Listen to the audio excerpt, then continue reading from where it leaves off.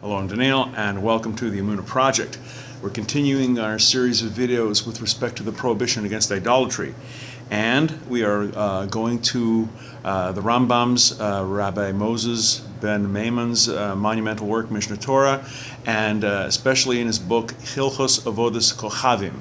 This is the laws of the Abdei Kochavim, the star worshippers. It's a way of saying idolatry. The more common expression is avodah zara, but we're going to Hilchos Kochavim, and we are going to go through his list of the various commandments. As I indicated in a previous video, the prohibition against idolatry includes 51 separate commandments, 2 positive, 48 negative. Not all of them are applicable today. Some of the gods referred to simply don't exist anymore. They don't have a cult following. Some of the commandments are not within our ability to fulfill. Some, all of them apply to Jews. Many of them apply to Bnei Noach, but the 51 commandments, and here they go. The 51 commandments. Number 1, not to show interest in the worship of false gods. I mean, far from worshiping false gods, you're not even supposed to show an interest in false gods. The principle is you are allowed to study for the purposes of knowing, but not for the purposes of doing it, of performing it. Number 2, not to stray after the thoughts of one's heart, or the sight one's eyes behold. This is, of course, from the third paragraph of the Shema, the book of Numbers, chapter 15, verse 39, where it says, "Don't go achrei levavchem, achrei eneihem." Don't go after your hearts, and don't go after your eyes. Why? Because your heart and your eyes will lead you astray. 3, not to curse God. Bnei Noach, this is one of the big 7. Do not curse God. This is the prohibition against blasphemy. Number 4, not to worship false gods with the types of service with which they are customarily served. Don't serve false gods, other gods.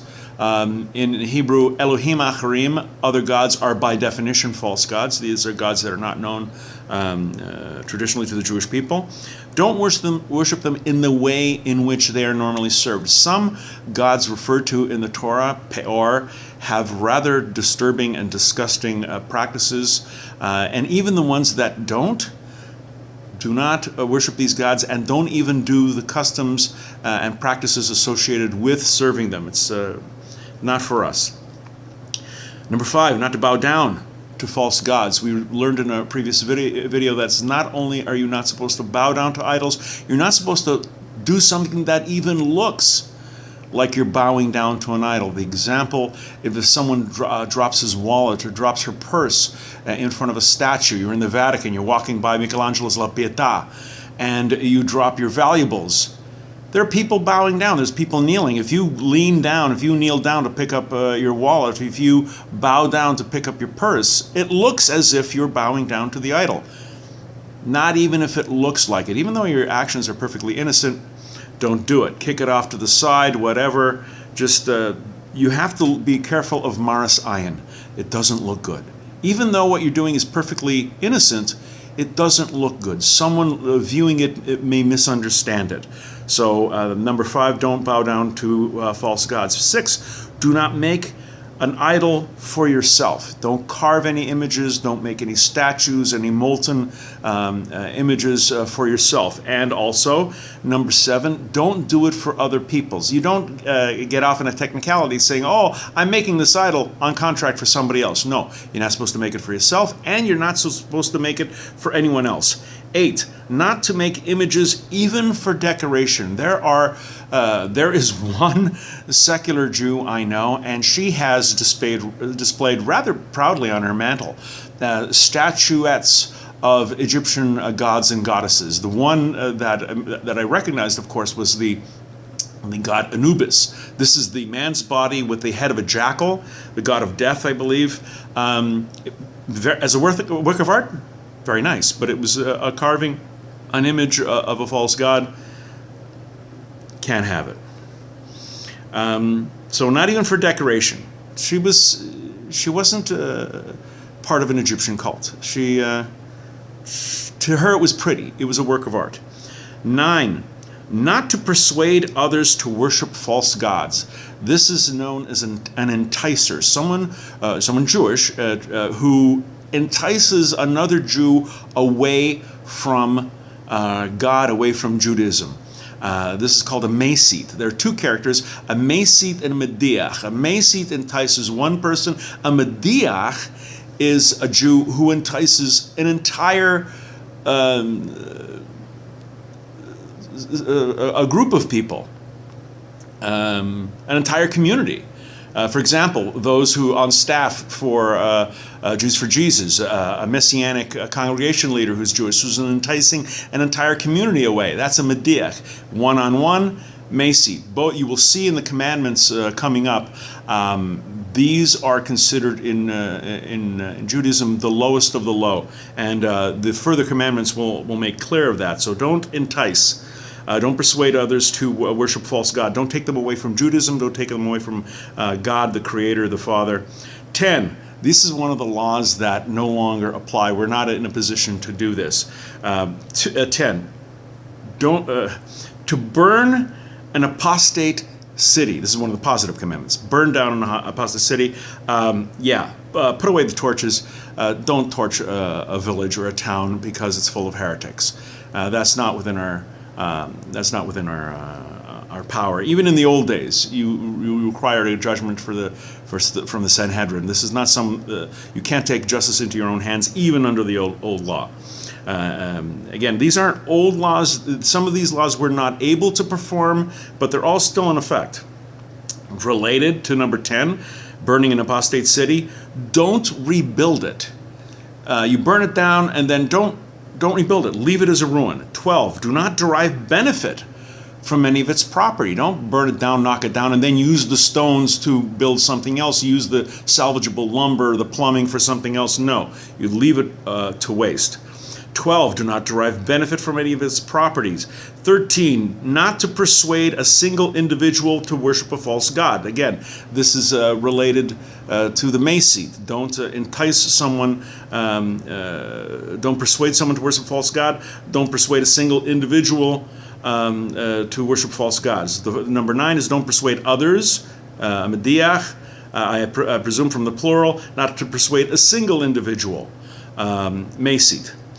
Related, number 14, not to love a mesite. You're not supposed to love a mesite, even if it's a family member. Don't love a mesite. And further, number 15, not to reduce one's hatred for a mesite. If that hatred should always be strong. It should not lessen over time. 16, not to save the life of a mesite. If a mesite is drowning, you're not supposed to save him. It'll give you an idea of just how serious this offense is, and all these laws concerning a mesite and mediach. 17, not to advance any arguments on his behalf. If the mesite is being tried by the Sanhedrin for being a mesite, you are not supposed to give evidence for the defense. You can't help him out. And similarly, number 18, if you have evidence for the prosecution, if you have evidence that would further go toward the case toward convicting him, you can't be quiet. You have to come forward and give that evidence. Don't withhold information that will lead to his conviction. 9, not to prophesy in the name of false gods. Don't prophesize in the name of a false god. Don't say, well, I'm speaking for Baal because I'm with Jews for Baal, and he says this. Can't do it. You can't prophesize in the name of a false god. And number 20, not to listen to anyone who prophesizes in the name of false gods. If there's Jews for Baal on the corner, don't even listen to them. Don't read their tracts. Just ignore them, and don't listen to anything they say.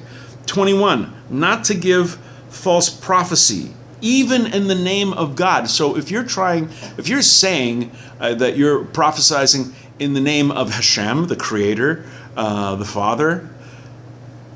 If you can't give a false prophecy, you can't, even if it's God. So not only are you not allowed to prophesy in the name of a false god, hi, I'm speaking chas v'sholom on behalf of Moloch,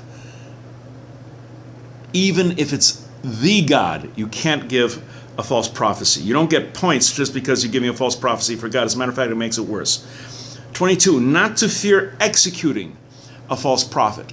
In Deuteronomy 13, it says when there's a prophet and a dreamer for dreams, and he does miracles, actual mamish miracles, literal miracles, not card tricks, and then he tries to entice you, he has the penalty for that. It says you're supposed to kill him. This isn't a lynching. If a person is convicted by the Sanhedrin, by the court, and is sentenced to death, and you participate in it, you should not fear executing a false prophet. 23, not to swear in the name of a false god. Don't take, in court, when you put your hand on the Bible, you swear to tell the truth. Don't swear in the name of a false god. 14, not to perform the deeds associated with an of. Now, of and Yudoni, this is going to be the subject of its own video. These aren't sorcerers, these are necromancers. They were mediums. They would contact the spirits of the dead. In the first book of Samuel, chapter 28, King Saul seeks out a sorceress, sometimes miscalled the Witch of Endor. This woman is described as an Ashes Baalas of, a woman who is a master of. We'll get into it in a later video, what this kind of necromancy was. The people who did it were very powerful, strictly forbidden. Don't perform the deeds associated with being of. Don't be an of. And similarly, number 25, not to perform the deeds associated with the Yudoni, also a form of necromancy, contacting the spirits of the dead, bringing forth the spirits of the dead. At this point, they're more or less social and religious and historical curiosities, but it's important to know them because who knows what will come in the future. Maybe we will run into some time in the future where people will try to hold themselves out as being mediums and contacting spirits of the dead using similar methodology. Again, we're learning it for the purposes of knowing about it. Number 26, not to offer to Moloch. I made reference to the god Moloch. This was a particularly horrific idolatrous cult. You'll see it in the Torah several times. It will say, do not allow your children to pass through the fires, through the flames to Moloch. This was an idolatrous cult where the idolaters would sacrifice their children. Worse, they would burn their children alive as sacrifices to Moloch. Horrible. Don't offer to Moloch. 27, not to erect a pillar for the purposes of worship. In the old days, this was popular. Setting up pillars, setting up large stones for the purposes of worship. They do it, we don't do it.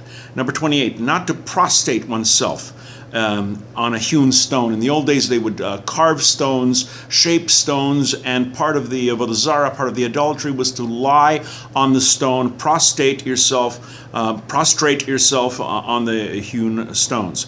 And number 29, not to plant an Asherah tree. This is referred to several times in the Torah about planting Asherah trees. Cut down Asherah trees.